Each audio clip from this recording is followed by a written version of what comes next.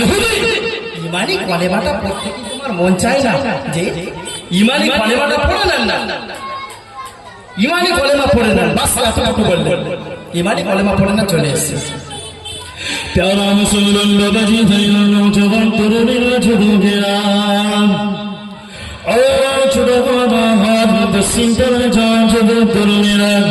শুনে রেখে দাও যদি রেখে দাও আপনারা ভাবছেন ঘরে হুজুর কি বলবে না ভাই না না না আমাকে যদি সময় দিয়ে দেন আমি আর 1 ঘন্টাও বলতে পারবো ভাই কোনো অসুবিধা নাই কিন্তু আমি বয়ান ছেড়ে দেবো হুজুরকে উঠিয়ে দিয়েছে ভাই হুজুরকে বসে নিয়ে বয়ান করা বিয়াদবি হয়ে যাবে আল্লাহর নবী বিশ্ব নবী হযরত মুহাম্মদ মুস্তাফা সাল্লাল্লাহু আলাইহি সাল্লাম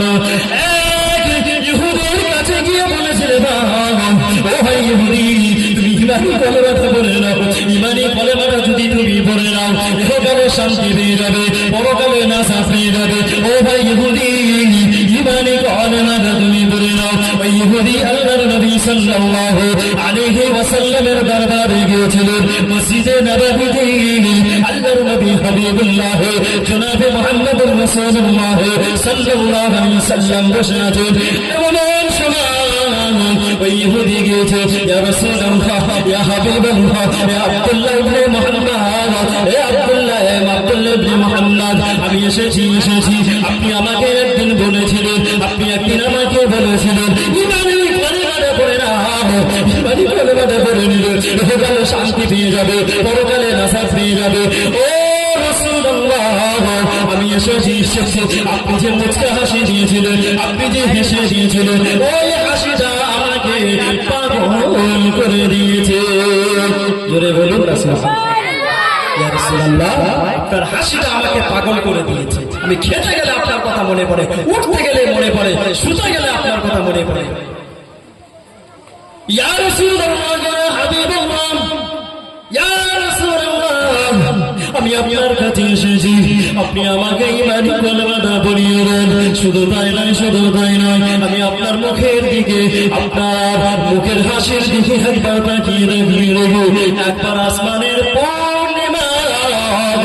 চাঁদের দিকে তাকিয়ে দেখি ইয়া রাসূলুল্লাহ ইয়া হাবিবাল্লাহ হুজুর কসম আল্লাহ পাকে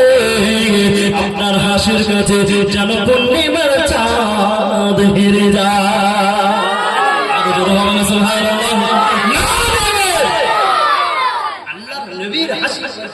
আসমানের চাঁদের দিকে আমি তাকিয়ে দেখেছি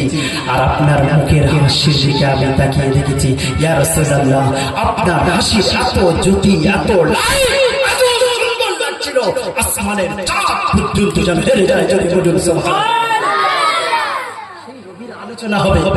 যে নবী ময়দানে হাসর আমাদের জন্য সুপারিশ করবে আর সেখানে